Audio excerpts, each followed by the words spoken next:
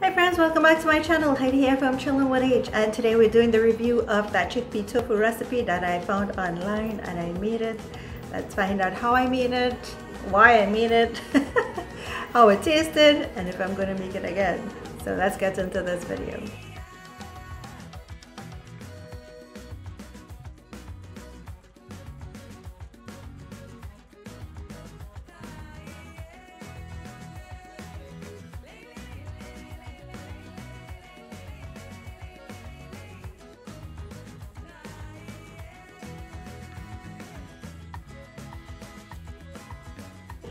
I found this tofu recipe online at a channel called Mama Mika's World that showed up on my feed, and I checked it out. So it's made with chickpeas or garbanzo beans or channa as we call it, and it was really simple. I guess it's the same process used with soya beans to make soy tofu. And all I did was soak 2 cups of dried channa overnight, washed it first and soaked them in water for about 8 or 10 hours or so, because I soaked it overnight. So the next morning is when I decided to blend it. I put enough water to make sure that my blender did not burn out, and I'm sorry I didn't show this entire process because if it failed I didn't really want to put up the video, but it was a success and that's why I decided to do a review on it. So I blended up the channa or chickpeas and then strained it through a fine mesh strainer. You need to do that because you know, those fine bits of channa will come through the mesh if it's too large. And then so you squeeze out that liquid, which we call the filtrate, and separate the residue, which is the pulpy part of the channa. So next, when that's separated, you can use that residue or the pulpy part to make your patties, your veggie patties, or what I did was I mixed in some seasonings and some grated potato and all of these things and made some kachori with it. And you can check out my kachori recipe on my channel. I'll link it down below for you in the description box. Heat a pot and add the liquid and keep it on medium to high heat. So you're going to be stirring vigorously until it starts thickening. And if you want a firmer tofu, as the lady mentioned in her video, you have to keep stirring until it becomes really thick. And make sure that you have a dish set aside so that you can, you know, pour it out immediately.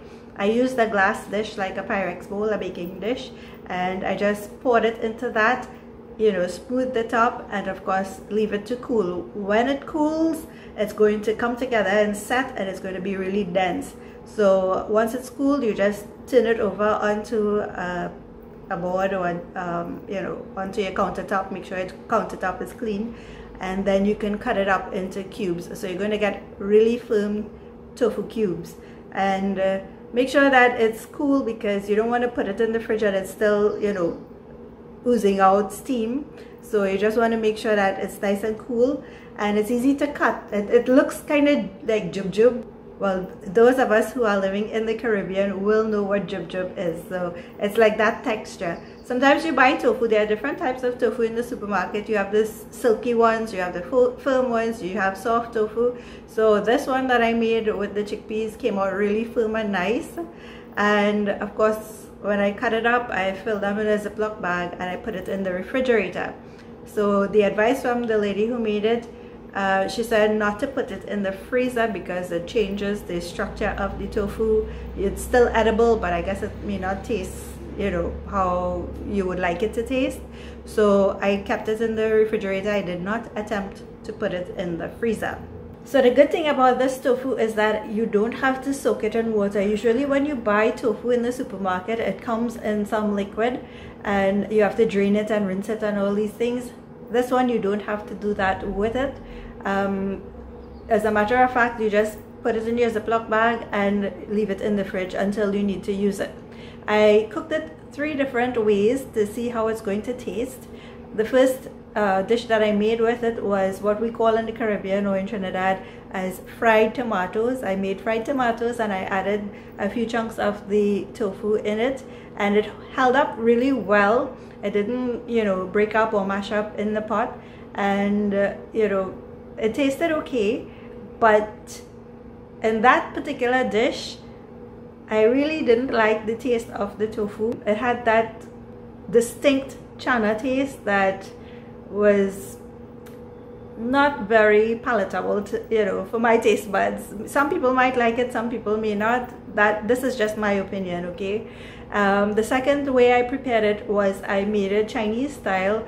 Because the tofu is so firm, I didn't have to do much with it. I just seasoned some flour and I added the tofu. I rolled around the tofu in it and shallow fried it just to give it a little crust, and I stir fried it in some noodles, and it actually tasted really good. So I enjoyed that particular dish. And the third way that I prepared it was I made some POFU. And if you don't know what POFU is, you can check out my recipe. I'll link that for you down below in the description box as well. It's curried potatoes with tofu. So I added the tofu to curried potatoes in the hopes that it would taste something like our traditional Channa and ALOO, curried Channa and ALOO, but that didn't happen. So I was a little disappointed. I seasoned my potatoes well and I added the tofu to it as well, but it still had that distinct Channa taste, like if it was just blended Channa. So I wasn't too happy about that. Will I be making this tofu recipe in the future? Perhaps I might, but I will follow her and use the blended culantro or perhaps some Italian dried seasonings and salt, and season it well before I put it to set, so that it takes away that distinct Channa taste, that distinct chickpea taste. If you want to make it, try it and see. You can use probably different types of flavorings and stuff and mask that particular chickpea taste. But for now, I'll stick to my soya tofu.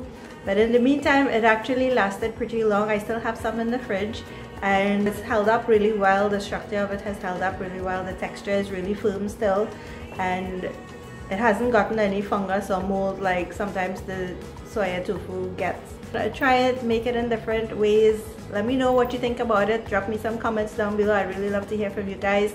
And of course, if you appreciated this review, please give me a thumbs up, share the video, and don't forget to subscribe, especially if you're a new subscriber to my channel. Click that bell icon so you get notified when I upload new videos.